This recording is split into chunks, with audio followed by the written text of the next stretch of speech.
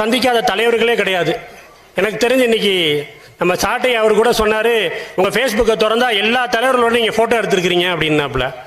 ஆமாம், அது ஒரு கட்டாயம். ஏன்னா நம்மளுக்கு வந்து இப்போ ஆடுறவங்க காலில் தானே உழுவணும், வேறு வழி இல்லையே. அதனால் எல்லாத்துட்டையும் நாங்கள் இது சம்மந்தமாக முரண்பட்டிருக்கோம், போயிருக்கோம், பார்த்துருக்கோம். இவ்வளோ பெரிய ஒரு கடின உழைப்பு, இந்த உழைப்பை நம்ம எங்கே கொண்டு போய் சேர்க்க போகிறோம் அப்படிங்கிறது எங்கள் எல்லாத்துக்குமே ஒரு பெரிய கேள்வி. யார்கிட்ட போக போகிறோம் அப்படின்ட்டு. ஆக்சுவலாக போன எலெக்ஷனுக்கே நாம் தமிழர் கட்சி சார்பாக இந்த பாராளுமன்ற தொகுதி நான் தான் நின்றுக்கணும். அந்த இடத்துல ஒரு சின்ன லேக் அது பண்ண முடியாமல் போயிடுச்சு. பட் அதுக்கு வாய்ப்பு இப்போ வந்திருக்கு.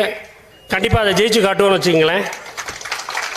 இப்படி இருக்கிறப்ப எங்கள் அமைப்பு சார்பாகவே கிட்டத்தட்ட இந்த வீர விளையாட்டு மீட்பு கழகத்தில் தமிழ்நாடு சார்பாக கிட்டத்தட்ட 30,000 உறுப்பினர்கள் இருக்கிறாங்க. நாங்கள் எல்லாருமே தொடர்ந்து எல்லா தலைவர்களோட நடவடிக்கைகளையும் பார்த்துக்கிட்டு தான் இருக்கோம். இது ஒவ்வொரு தடவையும் இந்த ஜல்லிக்கட்டுக்கு மேலே தாண்டி எதுக்குமே போக மாட்டேங்குது. ரொம்ப பெரிய பிரச்சனைகள், ஏதாவது பிரச்சனைகளுக்கு நம்ம வாய்ஸ் கொடுக்குறோம், அதோட நின்றுது. இதை எங்கேயாவது ஒரு இடத்துல பொறுப்பான இடத்துல ஒப்படைக்கணும்னு நாங்கள் நினச்சிக்கிட்டே இருந்த டைம் தான். எல்லாரும் ஒரு சேர எடுத்த முடிவு தான், அண்ணன்ட்ட போயிடுவோம். நம்ம கொள்கைகளுக்கு எல்லா இடத்துலையுமே அவர் ஒருத்தர் தான் வந்து எல்லா இடத்துலையும் நம்மளுக்கு ரொம்ப சரியான இடத்துல இருக்கிற, அவரோட நம்ம சேர்ந்துருவோம், அதான் சரியாக வருன்ற மாதிரி இருந்துச்சு. அதன் அடிப்படையில் தான் நான் கடந்த வாரம் தான் அண்ணனை போய் நேரில் பார்த்தேன். பார்த்துட்டு ஆக்சுவலாக திருச்சி வந்து ஒரு பெண் வேட்பாளர் போடணும், அதான் இருந்துச்சு.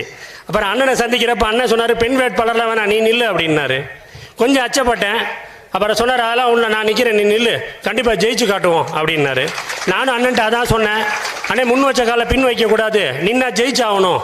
இந்த நாம் தமிழர் கட்சியின் முதல் பாராளுமன்ற உறுப்பினராக நாடாளுமன்றத்தில் உட்காந்தாகணுனே, அதனால் நம்ம எப்போவுமே இதை ஜெயிக்கணுன்ற ஒரே கண்ணோட்டத்தில் தான் இதுக்குள்ளே நான் வந்திருக்கேன் அப்படின்னேன். நீ நில்லு, நான் பார்த்துக்கிறேன் அப்படின்னாரு. அண்ணன் கொடுத்த தெம்பில் கண்டிப்பாக வந்துட்டேன். ஜெயிக்கிறதுன்ற வந்து வார்த்தையில் சொல்ல மாட்டேன். இந்த நாடாளுமன்றம் நாம் தமிழர் ஆளும் மன்றமாக மாறும்.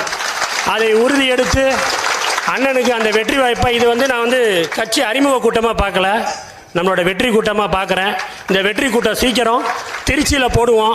ஜெயிச்சுட்டு நான் அவங்க எல்லாத்தையும் அழைக்கிறேன், கண்டிப்பாக வாங்க. எல்லோரும் ஒரு சேர நின்று நம்ம ஒரு மிகப்பெரிய மாற்றத்தை தமிழ்நாட்டுக்குள்ள இந்தியாவுக்கே உணர்த்துவோம். நன்றி, வணக்கம்.